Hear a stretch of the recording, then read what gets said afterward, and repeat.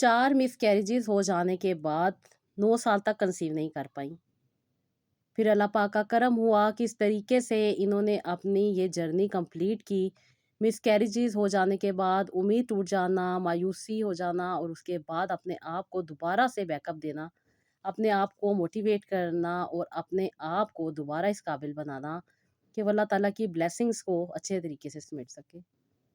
आज की स्टोरी में आप सुनने वाली हैं मेरी इस बहन की स्टोरी, जिन्होंने मुझे अपनी सारी कहानी सरगोदा से सेंड की है। मेरी बहुत सारी बहनें मुझसे कॉन्टैक्ट करना चाहती हैं, पूछती हैं कि आपी आपसे कॉन्टैक्ट कैसे हो सकता है? तो मेरी बहनों, आप लोग मुझसे इंस्टाग्राम रूहानी डायरीज़ पे अपने प्रॉब्लम को डिस्कस कर सकती हैं, अपनी कंसल्टेशन ले सकती हैं और अपनी ज़िंदगी को बेहतर बनाने के लिए आप बेहतरीन गाइडेंस ले सकती हैं। आपने वहाँ पे अपनी रिपोर्ट्स, अपने प्रॉब्लम को डीएम करना है, वहाँ पे मेरी जो टीम बैठी है वो आपको अच्छे तरीके से गाइड कर देगी। हम लोग कभी-कभी ना बहुत ज़्यादा मायूस हो जाते हैं, क्योंकि ज़िंदगी हमें बार-बार आज़मा रही होती है। हमें लगता है कि शायद आज़माइश हमारी ख़त्म नहीं होगी, या फिर हमें ऐसा लगता है कि आज़माइश के आने से हमारी कहानी ख़त्म हो गई है, हमारी ज़िंदगी ख़त्म हो गई है, या यही चीज़ हमारी ज़िंदगी में चलने वाली है। अगर हालात हमारे हक में नहीं ना होते मेरी बहनों, तो इसका मतलब ये हरगिज़ नहीं होता कि कल भी ऐसी ही ज़िंदगी चलने वाली है। हमने उम्मीद रखनी है, नाकामी को अपने से दूर रखना है, पॉज़िटिविटी को अपने पास लेकर आना है। मुश्किल मरहले में हमने अपने आप को अकेला नहीं समझना। इस बात को हमेशा जाना करें कि अल्लाह पाक हमारे साथ हैं, वो कभी भी हमको अकेला नहीं छोड़ेंगे। अस्सलाम वालेकुम, welcome to Roohani diaries, hope you are all well and doing great. Thank you so much जी चैनल को सब्सक्राइब करने के लिए और वीडियोज़ को लाइक करने के लिए। आज जो स्टोरी मैंने आप लोगों के साथ शेयर करनी है, उसमें मेरी बहन बहुत सारी चीज़ों को फ़ेस कर रही थी। बहुत सारे प्रॉब्लम को फ़ेस कर रही थी। लेकिन जब मेरी बहन ने ये बात समझ ली ना कि वो अकेली नहीं है, अल्लाह पाक उनके साथ हैं, तो अल्लाह पाक ने उनको ना सिर्फ़ आसानियाँ अता की, बल्कि उनकी ज़िंदगी के जो बड़े से बड़े मसले थे, वो भी हल हुए। इन सिस्टर ने शादी के बाद जब कंसीव किया, तो ज़ाहिर-सी बात है पूरे घर में खुशी की लहर दौड़ी, सारे लोगों में मिठाई बाँटी गई, सब लोग बहुत खुश थे क्योंकि ये अपने वालिदैन के इकलौते बेटे थे और उनकी खुशी सारे ख़ानदान के साथ शेयर की गई। लेकिन नसीब में जो होता है वो होके रहता है। 7वें हफ्ते ही इनकी मिसकैरेज जैसे प्रॉब्लम से गुजरना पड़ा। अचानक से डॉक्टर ने इनको बताया कि बच्चे की हार्ट बीट नहीं आ रही और कुछ अरसा स्टे करने के बावजूद भी हार्ट बीट नहीं आई, जिसके बाद डॉक्टर ने इनको कहा कि आपको इसको रिमूव करवाना पड़ेगा। रिमूव करवाने के बाद सारे ख़ानदान में कहती हैं यही बात गूंज रही थी कि नज़र लग गई है और किसी का जलन है, किसी का हसद है। बस यही चीज़ें कहती हैं कि सुनने को मिल रही थी। कहती हैं फिर कुछ अरसे के बाद दोबारा कंसीव हुआ और दोबारा कंसीव करने के बाद कहती हैं कि मैंने दोबारा से अपने आप को थोड़ा प्रोटेक्ट करना स्टार्ट किया। इस बार कहती हैं मैंने किसी को नहीं बताया, किसी को भी नहीं इस बात का पता था, इनफैक्ट कहती हैं मेरी सास को भी नहीं इस बात का पता था। लेकिन कहती हैं कि जो नसीब में लिख दिया हो वो होके रहता है। कहती है इस बार फिर मुझे मिसकैरेज ही फेस करना पड़ा। मेरे बच्चे की ग्रोथ नहीं हो रही थी, बच्चे की डेवलपमेंट नहीं हो रही थी। डॉक्टर ने अगेन क्रोमोसोम्स की बात की और उसके बाद दोबारा मुझे मिसकैरेज करवाना पड़ा। कहती हैं उसके बाद डॉक्टर ने मुझे कुछ रेस्ट बताया था कि आप कुछ अरसे तक कंसीव ना करें, अपनी केयर करें, अपने न्यूट्रिएंट्स को पूरा करें, अपनी हेल्थ को मेंटेन करें और उसके बाद ट्राई कीजिएगा। कहती हैं कुछ अरसा फिर मैंने स्टे किया, 6 से 7 महीने के बाद मैंने दोबारा कंसीव कर लिया। और इस बार कहती हैं डर भी रही थी, खौफ भी था कि क्या पता ये ग्रो करे या ना करे, और कहती वही हुआ कि दोबारा मुझे इसी कंडीशन से गुज़रना पड़ा। जबकि इस बार मैंने प्रॉपर मेडिसिन भी खाई थी, प्रॉपर अपना ट्रीटमेंट भी लिया था, हर चीज़ कहती हैं कि मैं कर रही थी।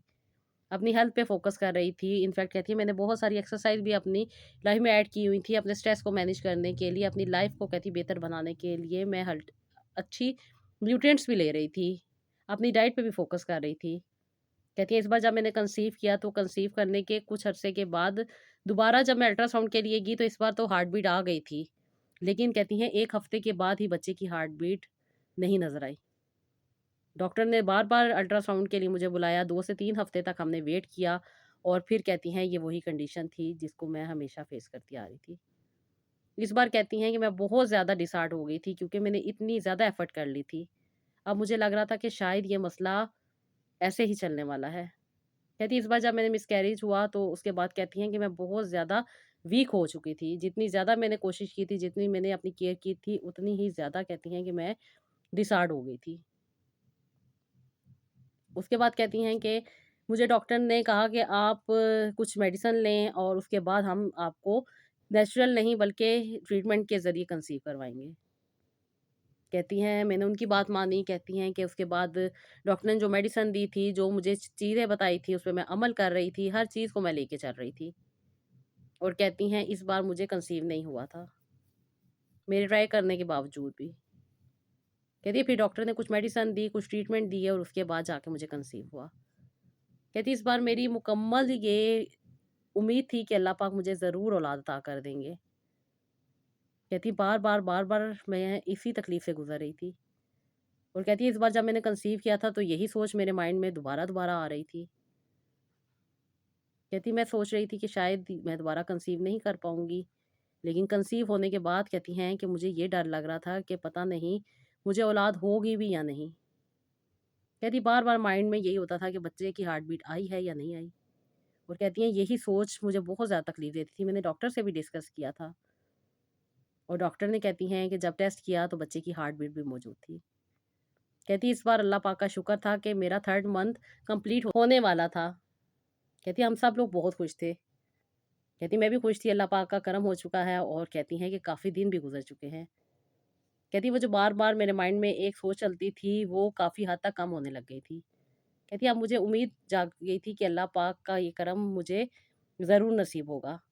मैं दुआ करती थी, इंतज़ार कर रही थी। इतनी कहती हैं चीज़ों के बाद मेरी ये ख्वाहिश पूरी होने वाली थी। कहती हमारे कुछ रिलेटिव्स आए, हम लोग आउटिंग के लिए कहती हैं कि पार्क में गए। कहती मुझे नहीं पता वहाँ पे स्टेयर से मेरा पाँव फिसला और उसके बाद कहती हैं कि मुझे बहुत मुश्किल कंडीशन से गुज़रना पड़ गया। कहती मुझे नहीं अंदाज़ा था कि नीचे स्टेयर्स हैं। देखिए जो चीज़ नसीब में लिख दी हो वो होकर रहती है। कहती अच्छी खासी चीज़ें चाह रही थी, मेरी कज़न आई उन्होंने मुझे कहा कि बच्चों के साथ पार्क में चलते हैं और कहती हैं कि हम पूरी फैमिली मेरी सास, मेरे हस्बैंड हम सब खुशी के लिए पार्क में गए। लेकिन मैं नहीं जानती थी कि वहाँ पे एक बड़ी मुश्किल मेरे लिए इंतज़ार कर रही है। कहती है उस वक़्त तो मैं बिल्कुल ठीक अपने आप को फ़ील कर रही थी, कुछ भी ऐसा नहीं लग रहा था लेकिन माइंड में मेरे एक बार-बार क्वेश्चन चल रहा था कि पता नहीं कहीं मेरे बच्चे को ना कुछ हो गया हो। और कहती हैं घर आने पे मुझे पता चला कि वाक़ई कुछ प्रॉब्लम हो चुकी है। मेरा यूट्रस काफ़ी वीक था, कहती हैं जब मैं डॉक्टर के पास गई तो डॉक्टर ने जब देखा कि मुझे ब्लीडिंग स्टार्ट है तो कहती हैं डॉक्टर ने मुझे कुछ मेडिसिन दी, उसके बाद कहती हैं अल्ट्रासाउंड किया और उसके बाद डॉक्टर ने कहा कि आपको अपनी केयर करनी चाहिए थी। आपको बताया भी है कि आप एक डिफ़िकल्ट कंडीशन से गुज़र रही हैं। बस कहती हैं डॉक्टर की भी बातें सुनी, उसके बाद कहती हैं कि दुआ कर रही थी कि बच्चे को कुछ ना, लेकिन कुछ ही दिनों के बाद कहती हैं कि जब मैं दोबारा अल्ट्रासाउंड के लिए गई तो डॉक्टर ने कहा कि बच्चे की हार्ट बीट नहीं है, बच्चे की ग्रोथ भी नहीं है। और फिर दोबारा मुझे कहती हैं इसी तकलीफ़ को फ़ेस करना पड़ा। इस बार कहती हैं मैं बहुत तकलीफ़ में आ चुकी थी। अब मैं ये भी बातें सुन रही थी कि किसी ने जादू करवा दिया है, किसी ने तावीज़ात करवाए हैं और कहती हैं कि बस यही बातें मेरे माइंड में घूमने लग गई थी। मिसकैरेज होने से पहले कहती हैं कि मैंने अपने ख्वाब में भी कुछ ऐसी चीज़ें ही देखी थी कि हर तरफ खून ही खून बिखरा हुआ है और मेरी कुछ ख़ानदान की ख़वातीन हैं जो वहाँ पे बैठी हुई हैं। कहती हैं उनकी मुझे कुछ मुशाबत नज़र आ रही थी लेकिन मैंने उस ख्वाब को इग्नोर किया और कुछ ही दिन के बाद कहती हैं कि मैं इस ट्रॉमा से गुज़री। कहती जब लोगों ने ये बातें करनी शुरू की कि मुझ पे जादू है या मुझ पे कोई नज़रें बद है तो कहती हैं ये बात मेरे माइंड में बार-बार घूम रही थी। कहती मेरी सास बहुत ज़्यादा शक्की थी, बहुत सारी वहम करती थी और वही इन बातों पे ज़्यादा यकीन करती थी। और जब मैंने अपना ख्वाब उनके साथ शेयर किया तो उन्होंने मुझे पहले ही कहा कि तुम मुझे पहले बताती। देखा ना हमारे पीछे बहुत सारे लोग पड़े हुए हैं। हमारी खुशियाँ लोगों से बर्दाश्त नहीं होती। और कहती हैं कि वो बहुत ज़्यादा तकलीफ़ में थी, ज़ाहिर-सी बात है। कई अरसे से वो देख रही थी कि इतनी बार हमें खुशी मिली लेकिन नसीब नहीं हुई। और इस बार तो ऐसा हो गया था कि 1 साल नेचुरल ट्राई करने के बावजूद भी कंसीव नहीं हो रहा था।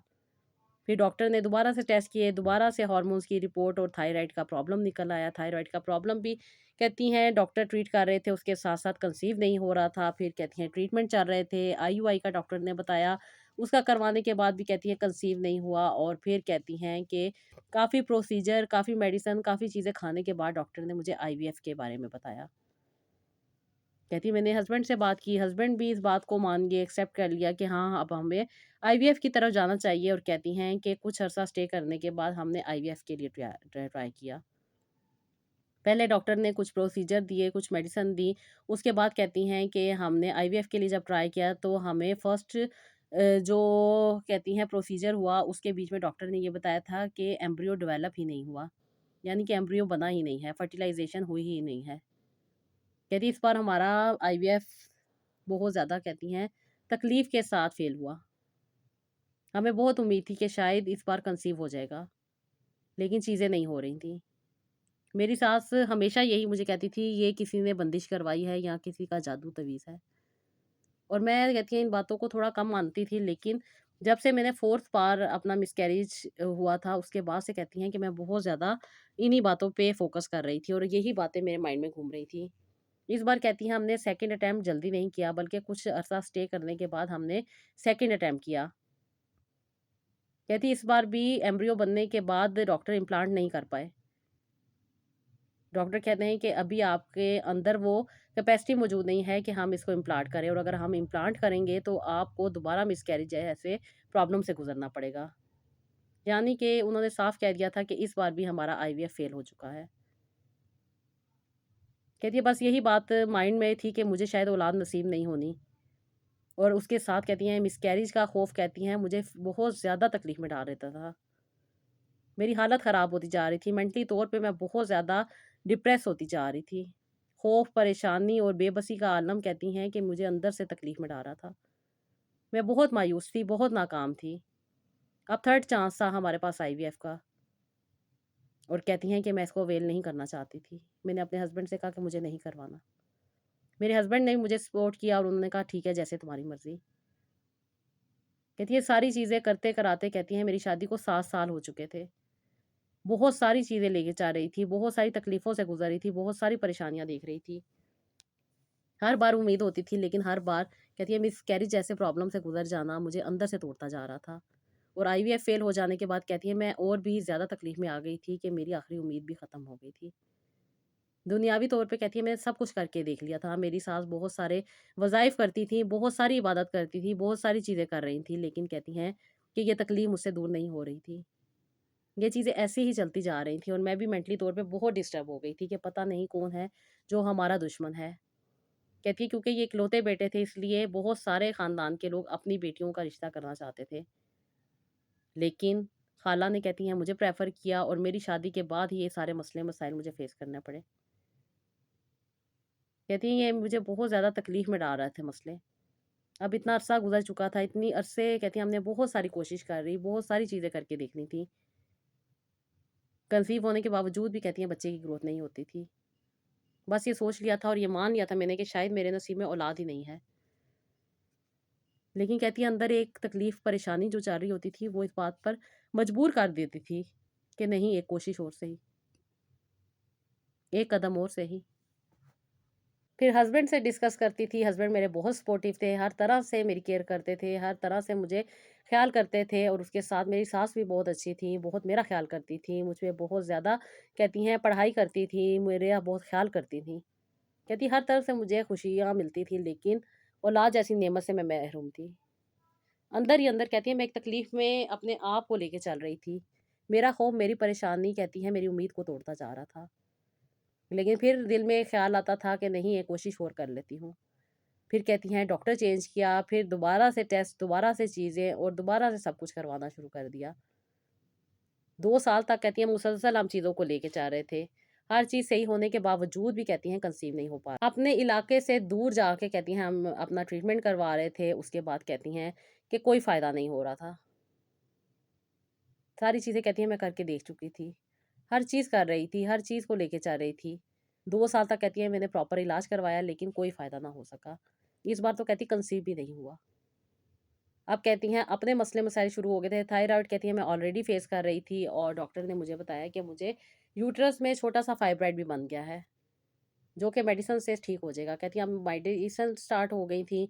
एक मैं अपनी एंग्ज़ायटी को कंट्रोल करने की मेडिसिन खा रही थी। कहती हैं मुझे पैनिक अटैक होने लग गए थे, बहुत ज़्यादा घबरा जाती थी, बहुत ज़्यादा डर जाती थी। बहुत सारी चीज़ें कहती हैं कि मुझे अंदर-अंदर से डिस्टर्ब करती जा रही थी और ये मामलात कहती हैं मुझे और भी तकलीफ़ में डाल रहे थे। रिपोर्ट्स होती थी, टेस्ट की रिपोर्ट्स आने के बाद कहती हैं इलाज होता था, थायरॉइड का प्रॉपर मैं लेके चल रही थी, डॉक्टर ने मुझे मेडिसिन दे दी थी और कहती हैं मैं रेगुलर बेसिस पे सुबह उठते सार कहती हैं वो मेडिसिन इस्तेमाल कर रही थी। कुछ मल्टीविटामिन से कुछ चीज़ें थी जो मैं लेके जा रही थी, उसके साथ-साथ फाइब्राइड के लिए जो डॉक्टर ने मेडिसिन दी थी, वो भी मैं इस्तेमाल कर रही थी। और कहती हैं ये चीज़ें करते-करते मेरा स्टमक बहुत ज़्यादा अपसेट होने लग गया। एंग्ज़ायटी बढ़ती जा रही थी और कहती हैं स्ट्रेस इतना ज़्यादा बढ़ता जा रहा था कि मैं अपने आप में ही नहीं थी। अब कहती हैं मूड स्विंग्स होने लग गए थे, लोगों की बातें बहुत ज़्यादा तकलीफ़ देती थी। जब कोई कहता था कि किसी ने बंदिश की है, जादू तवीज़ किया है, तो बहुत ज़्यादा गुस्सा आता था। मैं कहती थी कि तुम लोग तोड़ क्यों नहीं देते? तुम लोग इसको ख़त्म क्यों नहीं कर देते थे? कहती इनफैक्ट अपनी सास के साथ भी मेरा रवैया बहुत ज़्यादा ख़राब हो गया था। सास प्यार करती थी, ख़्याल करती थी, एहसास करती थी, लेकिन मुझे उनकी बातें और भी ज़्यादा तकलीफ़ में डाल रही थी कि जो चीज़ मेरे बस में नहीं है, वो मैं कैसे ठीक कर सकती हूँ। कहती है अब मेरी सास मुझसे थोड़ा दूर हो गई थी, वो मेरी बात का बुरा मानने लग जाती थीं और इसके साथ-साथ कहती हैं कुछ जली-कटी सुना देती थीं, उसके साथ कहती हैं मैं भी बहुत ज़्यादा परेशान हो जाती थी क्योंकि मेरी तकलीफ़, मेरी परेशानी मेरी थी, कोई नहीं मुझे समझने वाला था। मैं बहुत ज़्यादा परेशान रहने लग गई थी। एंग्ज़ायटी इतनी ज़्यादा बढ़ती जा रही थी, पैनिक अटैक का हो जाना और उसके बाद कहती हैं कि सारा दिन कहती हैं लेट के, सो के गुज़ार देती थी। कई-कई दिन तक कहती हैं अपनी नींद पूरी करती रहती थी। अम्मी के घर जाती थी, 6-6, 7-7 दिन तक मैं वहीं रहती थी, हस्बैंड के बुलाने के बावजूद भी मैं वापस नहीं आती थी। कहती दिल हट गया था, हस्बैंड से नफ़रत होने लग गई थी, ससुराल वालों से नफ़रत होने लग गई थी, अजीब-सी कहती है ज़िंदगी गुज़र रही थी। इतने अरसे मैंने कंसीव करने के बावजूद भी मेरे बच्चे की ग्रोथ ना हो सकी और उसके बाद कहती हैं कि अब कंसीव भी नहीं हो रहा था। एक अजीब-सी प्रॉब्लम का शिकार हो गई थी। फिर जो डॉक्टर कोई बताता था उसके पास जाती थी, नया इलाज शुरू करवाती थी, फ़ायदा नहीं होता था, फिर नाउम्मीद हो जाती थी। कहती है बहुत अरसे से चीज़ों को लेके चल रही थी। मेरी अम्मी आपकी वीडियोज़ देखती थी, उन्होंने मुझे कहा कि आपसे बात करूँ, कहती हैं कि मैंने आपके चैनल पे वीडियोज़ देखी, कुछ हद तक कहती हैं मेरा माइंड क्लियर होने लगा, मुझे कुछ बातें समझ आईं कि देने वाली अल्लाह पाक की ज़ात है। इंसान जितना मर्ज़ी तकलीफ़ में आ जाए, लेकिन अल्लाह ताला के कुन की देर होती है, सारी तकलीफ़ें दूर हो जाती हैं। कहती है अब तो मैं अपने आप को बहुत ज़्यादा तकलीफ़ में डाल रही थी। अपने आप को पुरसकून करना चाहती थी, अपने आप को सँभालना चाहती थी, अपनी लाइफ़ को बेहतर करना चाहती थी। कहती जिन तकलीफ़ों से, जिस ट्रॉमा से मैं गुज़री थी और जिस कंडीशन में मैं थी, कहती ये मैं ही जानती थी और कोई नहीं जान सकता था। कहती वापी वीडियोज़ देखने के बाद कहती हैं मुझे कुछ हद तक बेहतरी फ़ील हुई, कुछ अरसे के बाद मैंने कॉन्टैक्ट किया आपसे और आप ही आपसे जब मैंने बात की तो मुझे अल्लाह पाक के करम से कहती हैं कि एक ऐसा एहसास हुआ कि अल्लाह पाक मेरी उम्मीद को बाँधना चाहते हैं। वो मुझे अता करना चाहते हैं, वो मुझे नवाज़ना चाहते हैं क्योंकि आप ही आपने मुझे बहुत आराम से कहा था कि मेरी बहन जितनी मर्ज़ी तकलीफ़ें बड़ी हो जाए ना, समंदर से ज़्यादा, पहाड़ों के ज़र्रों से ज़्यादा तकलीफ़ें हो जाएँ, तो जब इंसान ये सच्चे दिल से मान लेता है ना कि अल्लाह ताला की रहमत सबसे बड़ी है, अल्लाह ताला गफ़ूर रहीम है, अता करने वाले हैं, नवाज़ने वाले हैं, तो वहाँ से दरवाज़े खुल जाते हैं जहाँ से इंसान ने सोचा भी नहीं होता। आपकी रिपोर्ट्स नेगेटिव हैं, हालात आप कह रही हैं आपके कंट्रोल में नहीं हैं, आपकी तबीयत आपके कंट्रोल में नहीं है, मूड स्विंग डिफरेंट किस्म की प्रॉब्लम जो आप फ़ेस कर रही हैं, अगर अल्लाह ताला का कुन आ गया ना, तो अल्लाह पाक आप पे करम ज़रूर करेंगे। आपने इस बात को समझना है और जब इंसान इस बात को सच्चे दिल के साथ मान लेता है ना, तो यकीन माने जहाँ पे इंसान की नज़र ख़त्म होती है ना, वहीं से अल्लाह ताला की कुदरत शुरू हो जाती है। जहाँ पे इंसान नाउम्मीद हो जाता है ना, मायूस हो जाता है, नाकाम हो जाता है, वहीं से अल्लाह ताला इंसान के लिए रोशनी की उम्मीद पैदा कर देते हैं। रोशनी की एक किरण इंसान के अंदर उतर के वो ताकत ले आती है, जो इंसान ने कभी सोची भी नहीं होती। आप थोड़ा-सा अपने आप पे तवज्जो दे के देखें। आप कोशिश करके देखें अपने रब के करीब होने की, तो अल्लाह पाक भी आपको अकेला नहीं छोड़ेंगे। ये जब मेरे पास आई थी इनकी कंडीशन बहुत ज़्यादा ख़राब थी क्योंकि जब इंसान इतने अरसे से इतनी मायूसी और नाकामी को फ़ेस कर रहा होता है ना, तो फिर इंसान मेंटली तौर पे भी ठीक नहीं होता। आप एकदम से इतनी चीज़ें अपनी लाइफ़ में ऐड नहीं कर सकते। छोटी-छोटी चीज़ें, थोड़ी-थोड़ी चीज़ें स्टेप बाय स्टेप लेके चलनी होती हैं। और सबसे बढ़कर जब इंसान के कॉन्सेप्ट क्लियर होते हैं ना, तो चीज़ें ऑटोमैटिकली ठीक होने लग जाती हैं। बहुत सारे लोग समझते हैं ना, बहुत सारे वज़ाइफ़ कर लेंगे तो हमारे मामलात ठीक हो जाएँगे। लेकिन मेरी बहनों जो मेडिकली चीज़ें चल रही होती है ना, उनको मेडिकली तौर पे लेकर चलना पड़ता है। इन मैंने अपने आप पे तवज्जो दी, अपनी बात को समझाने के लिए बहुत एफ़र्ट करती थी, लेकिन सही तरीके से समझा नहीं पाती थी। तकलीफ़ में थी, परेशानी में थी, एंग्ज़ायटी का शिकार हो चुकी थी। और एंग्ज़ायटी जब बढ़ जाती है ना, तो इंसान उस स्ट्रेस को फ़ेस नहीं कर पाता, बल्कि डिप्रेशन जैसे प्रॉब्लम में चला जाता है। क्योंकि अपने आप को वो सही तरीके से गाइड नहीं कर पा रहा होता। यहीं पे मेरी बहन ने अपनी जो-जो बातें करती थी, जो-जो चीज़ें डिस्कस करती थी, उन पे उनको राइट अंडरस्टैंडिंग मिलती थी, उनका कॉन्सेप्ट क्लियर होता था। मेरी बहन कहती थी, "मैं इतने अरसे से दुआएँ कर रही हूँ, मेरी दुआएँ कबूल नहीं हो रही।" कहती है, "मेरा सब्र ख़त्म हो गया है।" नाउम्मीदी सी कहती हैं कि मेरे दिल में बैठ गई है। नहीं लगता मुझे कि मैं कंसीव कर पाऊँगी, नहीं लगता कि मैं आसानियाँ समेट पाऊँगी। ज़ाहिर-सी बात है, जब इंसान इतनी तकलीफ़ से गुज़रा होता है ना, तो जो उसके अंदर चीज़ें चल रही होती हैं, वो बेशक वो ही जानता है और कोई नहीं जान सकता। ये फैक्ट है। तो ये तकलीफ़ें इंसान को अंदर से तोड़ देती हैं। क्योंकि जो जिस तकलीफ़ से गुज़र रहा होता है ना, उसका माइंड, उसका हार्ट उसके साथ नहीं होता, बल्कि वो नेगेटिविटीज़ में फँस के रह जाता है, जिससे इंसान खुद भी निकलना चाहता है। इंसान को लगता है शायद दुआएँ उसकी कबूल नहीं हो रही, उसका सब्र आएगा जा रहा है, उसकी उम्मीद कभी नहीं भरेगी।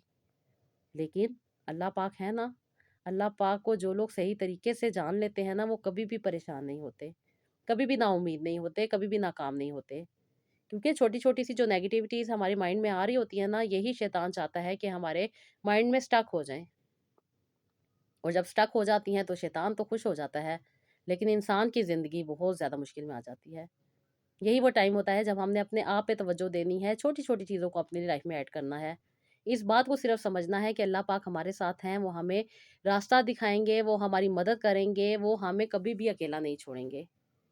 ये जुमले कहने को आसान होते हैं, लेकिन इन पे अमल करना बहुत मुश्किल हो रहा होता है उसके लिए जो तकलीफ़ से गुज़र रहा होता है इंसान। ज़रा-सी तकलीफ़ अगर आती है ना किसी इंसान पे, तो इंसान बौखला के रह जाता है। ये तो फिर भी इतनी बड़ी तकलीफ़ें थी। एक नन्ही जान का आना और फिर उसका चले जाना, बहुत बड़ी तकलीफ़ होती है। जो ख़वातीन इस कंडीशन से गुज़रती हैं, वो बेहतर जानती हैं कि क्या अज़ियतनाक ये फ़ेज़ होता है जब डॉक्टर आपकी अल्ट्रासाउंड करते हुए आपको बता रहे होते हैं कि आपके बच्चे की ग्रोथ नहीं हो रही, हार्ट बीट नज़र नहीं आ रही। हो सकता है आपको अबॉर्शन करवाना पड़े। बहुत मुश्किल कंडीशन होती है। और 1 नहीं, 2 नहीं, 4 दफ़ा जब भी एक खातून इस बात को सुनती है और उसके बाद इतने अरसे कोशिश करने के बावजूद भी कंसीव नहीं कर पाती, तो उसकी क्या मेंटल कंडीशन होगी और उसकी ज़िंदगी किस तरीके से चल रही होगी। क्योंकि बार-बार चीज़ों का चले जाना इंसान को बहुत ज़्यादा तकलीफ़ में डाल देता है। और जब इंसान अकेला हो, अपने दिल की बात किसी से ना कर सकता हो, जहाँ पे भी बात करे वहाँ से आपको उल्टा जवाब मिलता हो और जो चीज़ें आपके बस में नहीं हैं, वो चीज़ें आपको करनी पड़ जाएँ। जैसे कि ये बता रही थी कि जादू तवीज़ के मामलात नज़र आ रहे थे, डिफ़रेंट किस्म की हसद और नज़र के मामलात नज़र आ रहे थे। बेशक वो भी इनके साथ मौजूद थे। हम कभी समझते हैं ना कि कुछ चीज़ें नहीं होती, लेकिन कुछ चीज़ें एग्ज़िस्ट कर भी रही होती हैं। जब इन्होंने मुझे अपनी सारी कंडीशन बताई थी, सारी चीज़ें बताई थीं, तो फिर उसके बाद one by one, step by step चीज़ों को जब हम लेके चल रहे थे, तो बहुत सारी चीज़ें सामने आती जा रही थी। क्योंकि जब इंसान अल्लाह ताला से अटैच हो जाता है ना और इस बात को मान लेता है कि अल्लाह पाक है ना, वो गैब का इल्म जानते हैं। वो हर चीज़ को देख रहे हैं, वो मुझे आसानी अता करेंगे, मेरी तकलीफ़ को दूर करेंगे, मेरी मुश्किल को, परेशानी को आसानी में बदलेंगे। और जब इंसान सच्चे दिल के साथ अल्लाह ताला से जुड़ जाता है ना, तो फिर अल्लाह ताला वो तकलीफ़ें, परेशानियाँ जो आपसे ओझल चल रही होती हैं, जो आपके सामने नहीं होती, जो पर्दे में काम हो रहे होते हैं, वो भी आपके सामने आ जाते हैं। आपको दिखाई देने लग जाता है, आपको नज़र आने लग जाता है। अल्लाह पाक आपकी मदद करते हैं। आपने गलत नहीं होना। आपने इस बात पे यकीन रखना होता है कि अल्लाह पाक है ना, वो इस मुश्किल में आसानी अता करेंगे। तो अल्लाह पाक फिर इंसान की उस मुश्किल में आसानी अता करते हैं, क्योंकि हमने गुमान अच्छा कर लिया है, तो अल्लाह पाक भी हमारे साथ अच्छा करते हैं। ये मेरी बहन जब बहुत ज़्यादा प्रॉब्लम में थी ना, तो इनको मैंने एक तस्बीह बताई थी कि मेरी बहन आपने अल्लाह पाक के इस नाम को रेगुलर बेसिस पे पढ़ना है। बस एक तस्बीह मैंने इनको दी थी। क्योंकि जब इंसान तकलीफ़ में होता है, परेशान होता है और इतनी ज़्यादा तकलीफ़ों को लेके चल रहा होता है ना, तो वो हर चीज़ नहीं कर पाता। किसी एक चीज़ पे फ़ोकस करना होता है। और मेरी बहन ने अल्लाह पाक के प्यारे नाम को अपनी ज़िंदगी में ऐड किया, रेगुलर बेसिस पे पढ़ना शुरू किया, अपने माइंड को स्टेबल किया, अपनी लाइफ़ को स्टेबल किया, क्योंकि 2 हफ़्ते के बाद ही इन्होंने मुझे ये बताया था कि बहुत हद तक इन्हें अपनी ज़िंदगी में, अपनी लाइफ़ में, अपने मूड्स में चेंजेस फ़ील हो रहे हैं। सैडनेस, डिस्कम्फर्ट और लोगों की जो बातें इरिटेट करती थी, कहती है काफ़ी हद तक मुझे स्टेबिलिटी मिली है, गुस्सा मुझे कम आने लगा है। मैंने इनके साथ रेमेडीज़ भी शेयर की थी ताकि कम से कम अपनी अंदर से तो मज़बूत हों। एक खातून को अपने आप को मैनेज करने के लिए बहुत सारी चीज़ों की ज़रूरत होती है। लेकिन हम मेडिसिन में इतना पड़ जाते हैं कि अपनी हेल्थ पे फ़ोकस नहीं कर पा रहे होते। अपने न्यूट्रिएंट्स को नहीं मेंटेन कर पा रहे होते हैं और यही चीज़ें फिर हमें और ज़्यादा तकलीफ़ में डाल देती हैं। जो रेमेडीज़ मैंने इनके साथ शेयर की थी, उन्होंने ना सिर्फ़ इनके माइंड को स्टेबल किया, इनकी बॉडी को स्टेबल किया, बल्कि जिस एंग्ज़ायटी और टेंशन में ये अपने टाइम को गुज़ार रही थी, उसमें भी इनको काफ़ी हद तक बेहतरी फ़ील होने लग गई। 1 महीना मैंने इनके साथ रेगुलर काउंसलिंग हुई, रेगुलर बेसिस पे इनसे बात हुई, माशाल्लाह माशाल्लाह काफ़ी हद तक चीज़ें बेहतर हुई थी। इनफैक्ट इनके घर वाले भी कहते थे कि ये बहुत हद तक स्टेबल हो चुकी हैं। क्योंकि जब इंसान इन बातों को मान लेता है ना कि अल्लाह पाक अता करने वाले हैं, नवाज़ने वाले हैं और जो लोग दरूद इब्राहीम को, अस्तगफिरुल्लाह को अपनी लाइफ़ में ऐड कर लेते हैं, साथ-साथ जो रेमेडीज़ आप लोगों के साथ शेयर की जाती हैं, जो कि आपकी सिचुएशन के अकॉर्डिंग होती हैं। अब हर औरत एक कंडीशन से नहीं गुज़र होती। किसी के क्या मसला होता है, किसी का क्या मसला होता है, वो आपकी रिपोर्ट्स और आपकी कंडीशन और आपसे बात करने के बाद ही चीज़ें डिसाइड होती हैं। अक्सर मेरी बहनें कह रही होती हैं ना कि आप रेमेडीज़ भी बता दिया करें, तो बहनों मेरा काम रेमेडीज़ बताना बिल्कुल भी नहीं है, मेरा काम इलाज करना है। आपके माइंड को स्टेबल करना है अपने एक्सपीरियंस के बिहाफ़ पे। और अल्लाह पाक का करम ये है कि मेरी चीज़ें आपको इफ़ेक्ट करती हैं, आपको रिज़ल्ट देती हैं। क्योंकि जो इंसान का माइंड स्टक हुआ था ना, जहाँ पे इंसान के कॉन्सेप्ट क्लियर होते हैं ना, वहाँ पे ये चीज़ें भी आपको फ़ायदा देती हैं। तो ये प्रॉपर एक प्रोसीजर होता है, प्रॉपर इन चीज़ों को लेके चला जाता है। ऐसा नहीं होता कि आपने एक वज़ीफ़ा कर लिया तो आपको फ़ायदा हो जाएगा या आपने एक चीज़ को इस्तेमाल कर लिया तो उससे फ़ायदा हो जाएगा, ये सारी चीज़ों को आपको लेके चलना पड़ता है। ये इन सिस्टर ने अपनी लाइफ में तस्बीहात को ऐड किया, कुरान पाक की सूरा को ऐड किया, अपनी डाइट पे फ़ोकस किया, जो न्यूट्रिएंट्स की कमी आ रही थी, जो इनके अकॉर्डिंग थी क्योंकि थायराइड की भी पेशेंट थी, उसके साथ-साथ फाइब्राइड को भी फ़ेस कर रही थी और एंग्ज़ायटी और डिप्रेशन जैसे प्रॉब्लम को भी फ़ेस कर रही थी। अब अगर आप हर तरह की चीज़ों को लेके चलना स्टार्ट कर देंगे ना, तो फिर चीज़ें आपको इफ़ेक्ट करने की बजाय साइड इफ़ेक्ट ज़्यादा करना शुरू कर देंगी। तो वही चीज़ें जो आपके लिए बेहतर होती हैं, उनको अपने लाइफ में ऐड करना होता है। इधर-उधर से सुन के चीज़ों को ऐड कर लेने से फ़ायदे नहीं होते बल्कि चीज़ें और ख़राबी की तरफ चली जाती हैं। माशाल्लाह, माशाल्लाह मेरी बहन ने 1.5 साल तक अपने ऊपर फ़ोकस किया, अपनी चीज़ों को लेके चलीं, अपनी लाइफ़ में इन्होंने खुद बेहतरी देखी, अपने आप को स्टेबल किया, जो न्यूट्रिएंट्स की कमी इनके अंदर चाह रही थी उसको पूरा किया और अल्लाह पाक ने इस दौरान इन्हें साहिब औलाद किया। बहुत खुश थी जब इन्होंने अपनी वो डबल लाइन्स मेरे साथ शेयर की थी, अपने बारे में बताया था, क्योंकि इतने अरसे से कोशिश कर रही थी, इतने अरसे से ट्राई कर रही थी, लेकिन कंसीव नहीं हो पा रहा था। इस बार सिर्फ़ इन्होंने अपनी हेल्थ को फ़ोकस किया था, अपनी हेल्थ पे इन्होंने अपनी सारी तवज्जो लेकर आई, इनके हस्बैंड ने इनको सपोर्ट किया, इनकी सास इनका बहुत ज़्यादा ख़्याल करती थी। आपका जब एनवायरनमेंट अच्छा होता है ना, तो आपको हर चीज़ अल्लाह पाक भी अता करते हैं। जो जादू तवीज़ के मामलात थे, वो इन्होंने खुद देखा कि किस तरीके से इनके सामने आए थे। एक खातून थी जो इनके हस्बैंड को पसंद करती थी, कई साल तक वो उन्हें पसंद करती रहीं, लेकिन शादी ना होने की वजह से वो कुछ ऐसे अमलियात, ऐसी चीज़ें कर रही थीं, जिसकी वजह से इनकी लाइफ़ ख़राब होती जा रही थी। ये तकलीफ़ में थीं, वो अपने हसद और अपने जलन में वो सारी चीज़ें कर रही थीं। मेरी बहन ने खुद देखा कि वो चीज़ें किस तरीके से इनके सामने आईं। ये अपने रब से दुआ करती थीं, अल्लाह पाक से मदद माँगती थीं। अल्लाह पाक जब मदद करते हैं ना, तो फिर इंसान को कुछ करने की ज़रूरत नहीं होती। आपके दुश्मन भी ज़ाहिर हो जाते हैं। जो तस्वीर मैंने इनको बताई थी ना, वो इन्होंने रेगुलर बेसिस पे की और अल्लाह पाक के करम से वो इंसान खुद ब खुद सामने आया और उसने एक्सेप्ट किया कि वो क्या कर रही थी। वो कोई और नहीं थी, इनके हस्बैंड की ताया की बेटी थी और जब वो खुद सामने आई, उन्होंने अपनी बातें, अपने अल्फाज़ खुद बताए, तो सब लोग हैरान हुए कि एक इंसान को इतनी तकलीफ़ में डाल के तुम कैसे पुरसकून रह सकते हो। वो पुरसकून नहीं थी, बल्कि वो अपनी हसद की और जलन की आग में जल रही थी। लेकिन अल्लाह पाक है ना, अल्लाह पाक आसानियाँ अता करते हैं। अल्लाह पाक ने उनके दिल में रहम डाला और उन्हें भी इस काबिल बनाया कि वो अपनी गलती को एक्सेप्ट करें। और जब उन्होंने अपनी गलती को एक्सेप्ट कर लिया, जो अमलियात, जो गलत किस्म की चीज़ें वो कर रही थीं, उनसे उन्होंने भी तौबा की। बेशक माफ़ करना आसान नहीं था, बेशक इनके साथ अपनी लाइफ़ को लेके चलना ईज़ी नहीं था, लेकिन इन्होंने साफ उनसे कतई ताल्लुकी की और उन्हें कहा कि अगर आप अपनी की हुई हरकतों पे पशेमान हैं, शर्मिंदा हैं, तो अल्लाह पाक आपको माफ़ करे। हम इन मामलात को नहीं जानते। हमने अपने मामलात अल्लाह ताला के सपुर्द किए हैं और अल्लाह ताला ने हमारी मदद की है। हम आपको अल्लाह ताला के वास्ते माफ़ करते हैं। आप जाने, आपका काम जाने, लेकिन हमसे दोबारा कभी मत मिलिएगा। ये खातून बहुत ज़्यादा डिप्रेस थी, ऑलरेडी अपनी टेंशन में घुल चुकी थीं, अपने शादी ना होने की वजह से इनके साथ वो इस कदर हसद में थीं कि वो इनके ऊपर गलत चीज़ें कर रही थीं। पेरेंट्स उनके की डेथ हो चुकी थी, बहन-भाइयों ने उनको छोड़ दिया था। बस अपनी ज़िंदगी में वो खुद ही उलझ के रह रही थी, जिसकी वजह से वो शैतान के बहकावे में ज़्यादा आ रही थीं। जॉब करती थीं, मुख्तलिफ़ किस्म के हरबे इस्तेमाल कर रही थीं इनको पाने के लिए, लेकिन वो अल्लाह पाक बेहतर जानते हैं कि किसके लिए कौन बेहतर है। वो तकलीफ़ें, वो परेशानियाँ जो ये फ़ेस कर रही थीं, वो सारी की सारी इनके सामने आ गई कि क्या मामलात चल रहे हैं। क्योंकि जब इंसान अल्लाह ताला पे सब कुछ छोड़ देता है ना, सब कुछ अल्लाह ताला के हवाले कर देता है, वो इस बात को एक्सेप्ट कर लेता है कि अल्लाह ताला जिस हाल में रखें, बेहतरीन हाल है।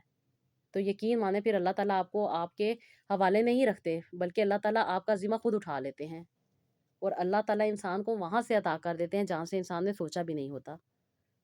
इन बहन ने सारी चीज़ें खुद देखी। 6 महीने बाद ही इनको सारी चीज़ें सामने नज़र आ गई थीं। उन्होंने खुद वो सारी चीज़ें ख़त्म की जो गलत किस्म के अमलियात इनके ऊपर करवाए जा रहे थे। उन्होंने एक्सेप्ट किया कि वो गलत हैं। अल्लाह पाक ने उनके दिल में भी रहम डाला। अल्लाह पाक ने उनको भी हिदायत दी। अल्लाह पाक ने उनके लिए भी आसानियाँ की। क्योंकि अल्लाह पाक आसानियाँ देने वाले हैं, अल्लाह पाक ज़ुल्म करने वाले नहीं हैं। जब इंसान किसी के लिए दुआ करता है ना और अपनी ज़िंदगी पे फ़ोकस करता है कि अल्लाह पाक मुझे सेहत दे, मुझे तंदुरुस्ती दे, मुझे राइट अंडरस्टैंडिंग दे, मुझे अपनी ज़िंदगी को बेहतर गुज़ारने की तौफ़ीक अता करें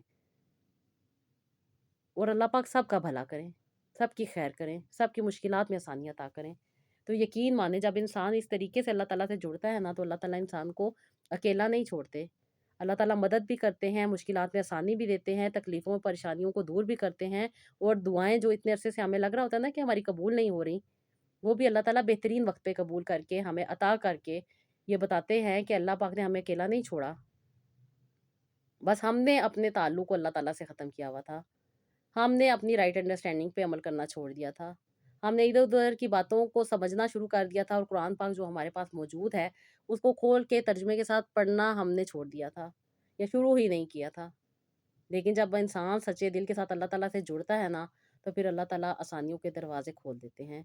ये सिर्फ़ कहने की बात नहीं होती बहनों, मेरे अपने एक्सपीरियंस हैं। मैं खुद जानती हूँ कि बेशक अल्लाह पाक कभी भी किसी को अकेला नहीं छोड़ते। जब हम अल्लाह ताला को बेहतरीन गुमान करते हैं ना, तो अल्लाह ताला हमें बेहतरीन अता भी करते हैं। बेशक, बेशक अल्लाह पाक आसानियाँ अता करने वाले हैं और अल्लाह पाक से यही दुआ है कि मेरी वो सारी बहनें जो परेशान हैं, तकलीफ़ों में हैं, अपनी ज़िंदगी को मुश्किलात में लेके चल रही हैं, अल्लाह पाक सब पे अपना करम करे, आसानियाँ अता करें। अल्लाह ताला उन तकलीफ़ों से, परेशानियों से निकलने की तौफ़ीक अता करें और अल्लाह पाक अपना करम हमेशा बनाए रखें। हमारी अल्लाह पाक दुनिया भी बेहतर करें और अल्लाह पाक हमारी आख़िरत भी बेहतर करें। आमीन सुम्मा आमीन। तो जी, ये था मेरा आज का व्लॉग। आई होप आपको पसंद आया होगा। इसका फ़ीडबैक दीजिएगा। अपना बहुत सारा ख़्याल रखिएगा और नेक्स्ट व्लॉग के लिए इजाज़त दीजिएगा। अल्लाह हाफ़िज़।